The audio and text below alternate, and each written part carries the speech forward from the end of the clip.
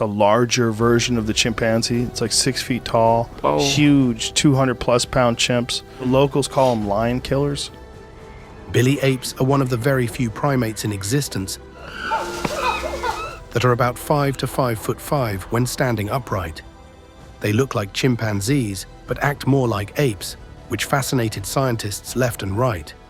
On top of that, they can prey on beasts like lions and leopards. The only question is, how? Let's find out as we talk about the giant chimpanzee society of the Congo that is able to take down lions. Origins and discovery. The Bili apes are found in the Bili forest in Congo. They are also called the Bondo mystery apes because they are, in fact, a huge mystery. The way their photos are all old-looking and black and white, many believed that these apes lived centuries ago, but that was not the case. Reports of their existence actually surfaced in the early 2000s. People first thought that these apes were a completely different species, like the gorillas or monkeys, but they were far off the mark. Scientists spent their entire lives researching these animals only for them to argue about their position in the animal kingdom to this day. It all began in 2003 when inhabitants of the area called them large and aggressive creatures. This was when researchers found out that the chimpanzees could hunt lions and leopards. The Azande people, in particular, noted down 2 apes. One was the tree beaters, or the common chimps, while the other was the lion killers, or the Bili apes. These primates weigh over 400 pounds, and the way they carried out their days in the wild fascinated many. Initially, they were categorized under a new species, but that was not the case. The reason they were so strange was that they looked like chimps but behaved like apes. Now, according to many scientists and zoologists, each animal has its own distinct quality. This means that an orangutan will behave like an orangutan, while a monkey would behave like a monkey. There is no in-between. You would not come across a lion behaving like a cat, nor would you see a cat behaving like a lion, even though many household felines do act like they rule the kingdom. So when people who saw these particular chimps noticed they slept like gorillas, more confusion arose. Why was this fascinating? Well, chimpanzees do not sleep on the floor, rather they sleep in trees. Scientists wanted answers, and in 1996, wildlife photographer Carl Ammon began his investigation. Here is a bit of information about the expedition. Carl Ammon's expedition. Ammon did his research and read probably every book about apes that existed. Each page and each image that he captured with his camera fascinated him, which led to him teaming up with other scientists for more research. He learned that the Bili apes had unusual skulls and studied them at the Royal Museum for Central Africa in Belgium. The skull itself sparked fascination and interest in Ammon. He believed that if he did more research on the apes, he would be the first to discover a new species. So he went out on an expedition with a group of other scientists and specialists. When they arrived, Ammon talked to the locals who described their encounters with the aggressive ape with extraordinary strength. It started to seem like the team was about to find a mythological creature the way these stories were playing out. It was as if they were on a hunt for Bigfoot. Ammon sampled footprints, trails, and even fecal samples. He documented signs of Bili ape activity, but never saw one up close. In fact, he did not see them at all and had to return disappointed. Though Ammon and his team did not encounter the Bili ape, they were still determined to analyze whatever they found. In 2001, Ammon collaborated with renowned scientists like George Schaller and Mike Beliveau. Even with a super international team like this one, they were still unable to capture definitive evidence of the Bili apes. The next year, he partnered with Shelly Williams. The two decided that it was time to launch an expedition into the Bili forest because they were ready to see these mysterious apes in person once and for all. So when news about these two teaming up hit the research community, everyone wondered what secrets they would uncover. Shelly Williams and her work. Williams journeyed deep into the Bili forest in 2002 and was the first scientist to document these apes in their natural habitat. If a primate looked different from the other chimps, she would label it as a mysterious ape. In other words, this was the Bili ape that everyone was wondering about. She found out that these primates had many unusual physical features. Williams pointed out that the Bili ape had a facial structure much like a gorilla. This raised a lot more questions for researchers interested in the species. The nesting habits helped her understand the ape the most. She observed that they behaved like gorillas, yet they were classified along with chimpanzees all this time. Gorillas nest on the ground, while other mammals build their shelters in branches or on trees. The reason others choose trees and branches is to protect themselves from lingering predators. Technically, you would not see a lion climb a tree to attack a chimp. The reason gorillas nest on the ground is because they are so strong they can defend themselves easily. The fact that Bili apes did the same made people wonder if the primates were stronger than they looked. But all in all, Williams and her research did wonders for zoologists around the world and cracked the mystery behind the Bili apes. The only problem is that other scientists did not support her as much. Other researchers argued that the classification of the Bili apes with chimpanzees was completely reasonable and backed by other scientific evidence. Shelly used the DNA tests to back up her claims. According to her, the results did not match the chimpanzee species, meaning that the Bili apes were a population on their own. The other scientists, on the other hand, said that these apes are a subspecies of chimpanzees. How did one mammal have scientists going to war with each other? Ammon started to argue with Williams too. The two did not get along when they conducted the research because both favored different scientific methodologies. Williams would be excluded from whatever Ammon was doing, and the atmosphere between the two was hostile. She kept her word, though, and managed to do her research alone and planned future expeditions to the very depths of the forest.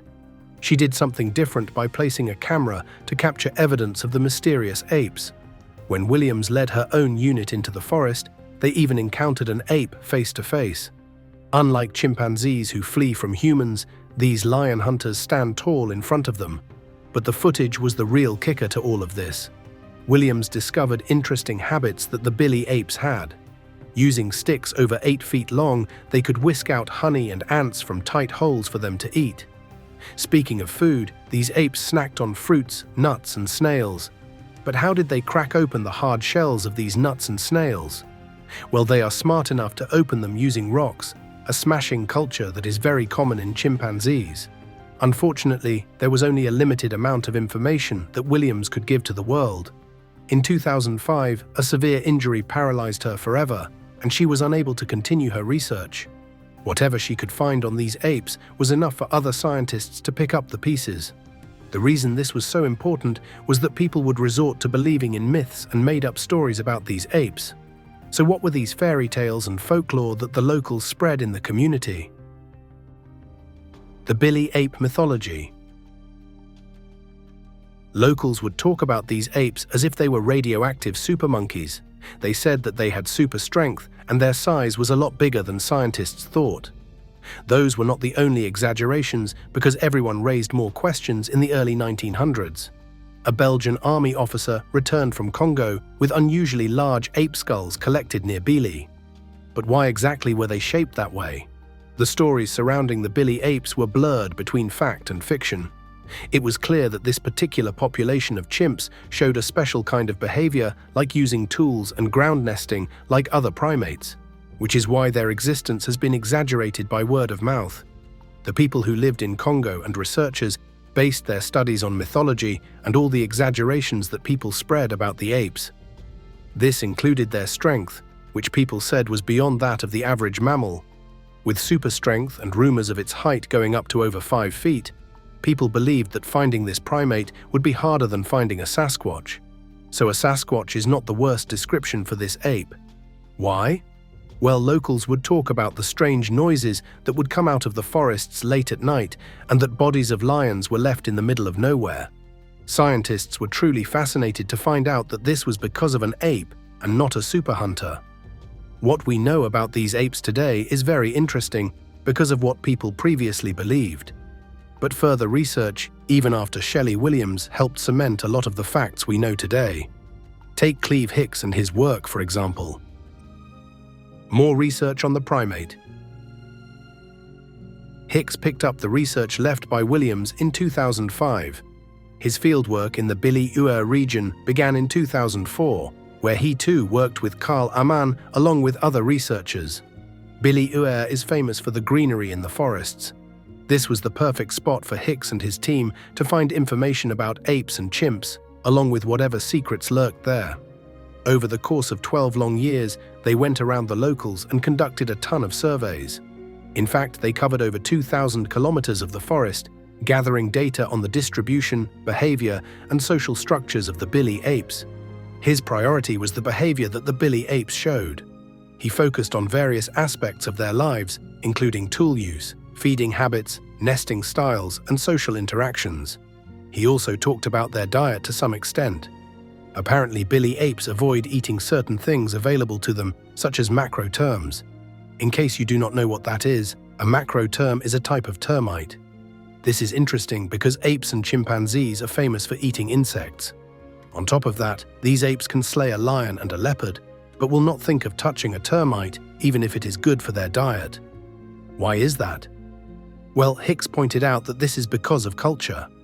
Different groups and communities normalize different behaviors.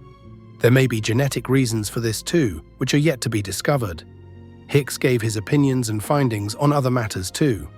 He pointed out that the reason they nest on the ground was because of their sheer confidence in dealing with incoming threats. The forest is a dangerous place. It is every animal for itself over there. So if Bili Apes fear nothing approaching them in their most vulnerable states, it says a lot about the kind of mammals they are. The reason Hicks and his research are so credible is because he spent over a decade on it. He introduced the concept of the Bili Apes behavioral realm, which talked about shared behaviors shown by chimpanzees across a large area. Thanks to Hicks, people now have complete details of these lion killers. Who would have thought that humans would be the ones to analyze and completely explore the bodies of an animal that hunts the king of the jungle? The physical features of a Bili ape. The Bondo apes are unique in the sense that they stand over 5 feet tall. Yes, that was not just a rumor, because upon closer inspection, it's actually true. Their weight completely varies though. Some sources say it is an average of around 220 pounds, while others claim that Bili Apes can weigh well over 400 pounds. One of the more interesting aspects of these primates is their facial structure. It is much flatter as compared to other chimpanzees. Bili Apes have a broad muzzle and a forehead that could easily pass as a unibrow. These are not features of a typical chimp. They are more like that of a gorilla. The bone structure gives them stronger jaws, and after further research, they found out that their muscles were strong enough to bite into the skulls of other animals. Yet they chose to feast on vegetables. Their diet is a completely different point of interest. Apes are all known to be omnivores. They eat fruits, vegetables, and small insects. Eating things bigger than a beetle or worm is unlikely, which makes it very strange to find out that these particular apes hunt leopards and lions. Did they eat them or just attack them to get rid of any threats in their territory? The ecosystem itself is mysterious, but Bili Apes eating animals as big as a lion is rare. Besides, these look a lot more like the king of the forests instead of a lion or leopard. Bili Apes typically have dark black fur when they are young, but like humans, they turn grey when they grow older. Unlike gorillas, which may develop a grey-black coloration as they age, Bili Apes have an overall grey hue as they mature. Do you see how interesting this is? Because even the color patterns are unlike their cousin species. If the colors are different, it was expected for their other features, like their limbs, to be different too. Bili Apes have arms that are proportionately longer than those of typical chimpanzees. They also walk on their 2 legs rather than crawl on all 4s. Have you ever seen an ape casually walk on its 2 feet? Plus, they walk more comfortably than gorillas, who sometimes stride their way from point A to point B. When talking about what they eat, Bili Apes are happy with nuts, figs, honey, and shelled dry fruits. They communicate with each other like chimps do. How is that? Well, ever seen a movie? They pant, scream, bang on trees, and cause all sorts of unusual noises that you would not want to hear late at night out in the forest. Nothing to worry about though. They may be scared of humans, but they are good at hiding it. Bili Apes will not act aggressively unless they feel threatened. They will stare at you for a brief moment and walk away like nothing happened, leaving behind their footprints that measure between 11 and 13 inches long. Now, to address the rumors about them howling at night, researchers like Shelly in the early 2000s planted cameras in specific areas to get to the bottom of it. Footage showed the group of mother Bili Apes teaching their babies how to use tools to get food. They found a whole family of them roaming freely, which was surprising enough because there was a point where people thought they never existed in the first place. Keep in mind that all of the research present today is a product of one particular scientist and her work. Jane Goodall and revolutionizing our understanding of chimpanzees. Jane is a renowned English zoologist, primatologist, and anthropologist who has dedicated her life to studying chimpanzees in their natural habitats. Can you imagine the devotion of someone to spend an entire lifetime working with chimps? It all began in 1960 when she traveled to Gombe Stream National Park in Tanzania, where she would spend decades observing the social and family interactions of wild chimpanzees. But this journey was not what you would call conventional or traditional in any sense. Turns out, Goodall had no formal academic training in the field. Would her research even be accepted by other scientists who are academically more experienced? Goodall was not going to let this discourage her, though. She wanted to watch chimps in the wild, and that is exactly what she did in Gombe. All she had was a notebook and a pair of binoculars. The rest was history as she immersed herself in the lives of the Kasakela chimpanzee community. Her early observations were groundbreaking, to say the least. She was noting down behavior that no one had ever seen in chimpanzees before. Remember, this was back in the 60s when research was recorded in books and texts instead of the internet. What she discovered is something very similar to Bili Apes. Goodall noticed chimpanzees using tools like sticks to take termites out of mounds to snack on. Notice how this is one thing that Bili Apes avoid. They know termites are bad for them, so they instinctively will not eat them. Goodall also revealed that there are very complex social structures within the chimpanzee community. There are strong maternal bonds between mothers and their children. This bond is a little stronger than the average animal mother and child. Goodall saw chimps hugging, grooming, and even kissing their younger chimps. This was turning out to be the most human behavior someone had ever seen in a species that was not human. Some say these discoveries were equivalent to communicating with aliens because no one could have imagined these hairy primates to behave so much like us. Goodall also documented the bad things about their humane behavior. There have been many instances of aggression and violence within their own community. They would hunt and attack their own kind just to establish power in their groups and communities. The chimpanzees were capable of taking the lives of the young and cannibalism, both of which shocked Goodall. She thought these cute critters were just playful and curious to explore everything around them. One of the most interesting events that Goodall wrote about was the Gombe Chimpanzee War. An actual war between animals that went on for years is very odd to even think of. But this war went on between the years 1974 and 1978. It involved two groups of chimpanzees, namely the Kasakela and the Kahama. These two were trying to declare their territory, which turned violent very fast. Goodall was there to witness the whole thing. She observed their behavior and how the chimps would stage coups, form alliances, and even strategize during confrontations. It was as if she was sitting through a 4-year-long movie. She published a detailed account of the war in her memoir called Through a Window My 30 Years with the Chimpanzees of Gombe. The title itself proves her devotion to her research.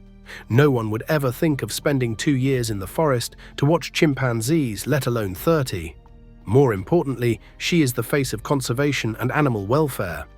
At 1977, she founded the Jane Goodall Institute, which focuses on wildlife research, education, and conservation efforts worldwide. But this does not mean that Jane has favoritism over other animals. The development of Bili Apes probably fascinated her. She simply has a soft spot for chimps because her entire life work is dedicated to that particular species. In 1991, Goodall launched the Roots and Shoots program. This is an educational initiative designed to empower young people to take action for their communities, animals, and the environment. Although this was formed decades ago, conservation programs like that are more important than ever today. Before diving into the nitty-gritty of saving these animals, you must still be wondering why Bili Apes are such picky eaters. Why do they not eat the termites that chimpanzees eat? Cultural override. Cleve Hicks, along with another researcher named Thibaut Gruber, proposed the concept of cultural override. This concept is important for understanding how cultural factors can have an effect on the dietary choices and behaviors within different groups of apes and chimps. In this case, the concept refers to the Bili Apes. Cultural override, in a nutshell, is a phenomenon where learned behaviors and social traditions within a group can influence individual choices, sometimes overriding ecological or genetic factors. In simpler words, some animals would behave in a particular way, or choose not to eat a termite for reasons that are purely cultural. Think of it as peer pressure or conditioning yourself to do something that the people around you would not normally do. The similarities between man and ape sure are amazing. Other researchers may have labeled these apes as scavengers because there have been reports of them rummaging through the bodies of lions and leopards for food. It is not known if the apes found the bigger predators like that, or were the reason the bodies were decaying on the ground in the first place. Turns out, the apes eat all sorts of things, including giant African snails, tortoises, pangolins, and even leopards. At another location in Congo, scientists even saw chimps eating an okapi, a large forest animal that they likely stole from a leopard. There is still so much to learn about these animals, but as many know, ecosystems are being destroyed. This is either caused by humans who want the resources the forests and natural habitats offer, or it is caused by climate change. So how exactly can these animals be saved? Conservation of Bili apes. The Bili Apes Protected Area is one of the largest complexes of protected areas in northern Congo, stretching along the border with the Central African Republic. This region is home to a diverse variety of wildlife, including elephants, lions, and various primate species. The Bili apes are famous for their large population size as compared to other chimpanzee groups in Africa. But just because they are big in number does not make them invincible. Their lives are still at risk when the fires spread all over the forest or if the water rises 12 feet above the ground. Some of the important threats to these apes are poaching and bushmeat trade. This is just another word for hunting these apes for fun, as most hunters do. Between 2007 and 2008 alone, researchers recorded dozens and dozens of young chimpanzees being sold in local markets. Other than that, Bili Apes has fallen victim to a massive gold mining project. The people in power who need resources in these forests found a huge reserve and are willing to pluck every single weed out of the ground to get it. Ever since the late 2000s, the area has been destroyed with no signs of stopping. Things are only going to get worse because deforestation and other means of pollution are ruining the ecosystem. In fact, satellite data shows that primary forest loss peaked in 2019 because people were farming away every bit of nature the country had to offer. When talking about the apes, these activities are pretty much endangering their lives. Their homes are destroyed, the ecosystem's food chain is going haywire, and of course, these animals are also hunted by people exploring the forest. This is different from the bushmeat trade. If tourists are visiting the forests and encounter an ape over 5 feet tall, they will obviously see it as a threat. They will use the weapons at hand to neutralize the threat for good, not knowing the lasting impact it will leave on the ecosystem. So what can be done? Is there any way to manage the situation? The truth is, there have been many efforts ranging from donations to promising projects. One of these is the African Wildlife Foundation, which has taken a lead role in supporting conservation in the Bili Apes Protected Area complex. They also worked to bring about core biodiversity zones. The AWF found a 10,000 square kilometer area within the Bili Apes complex where the wildlife needs to be protected the most. The protected area goes from forest along the Bili River to savanna along the Mbomu River. The reason they have specific zones is due to the fact there are untapped resources that need to be preserved. This means they need to be kept away from humans who will exploit the land and exhaust it within a year. Other than that, there are posted rangers within the area who specialize in anti-poaching patrols. The ICCN rangers were trained in wildlife protection and law enforcement, so everything in the Bili Apes is safe from surrounding threats. This does not mean the rangers defend smaller prey from large predators. Everyone knows the most dangerous predator in these situations is the human being. Animal activists with no specialized training, like official rangers and patrolmen, also partake in making sure the wildlife is safe and secure. This is even more so important in the zones that the AWF did not mark as a core biodiversity zone. Of course, any conservation project is far from cheap. So to fund these initiatives, donations have been set up in Congo. International support is also seen with organizations like Fondation Segre and the US Fish and Wildlife Service, both of which have provided considerable funding. This money is used for ranger training and developing infrastructure like housing, fences, and water supplies. Unfortunately, conservation will always be met with challenges. Funding is still low even when the Bili Apes is recognized internationally. Of course, there is the bigger picture to all of this: global warming. In the past few years, many of you have probably seen the state of the planet with its natural disasters and climate change. Fires in the Great Amazon and Los Angeles to extreme flooding in eastern regions.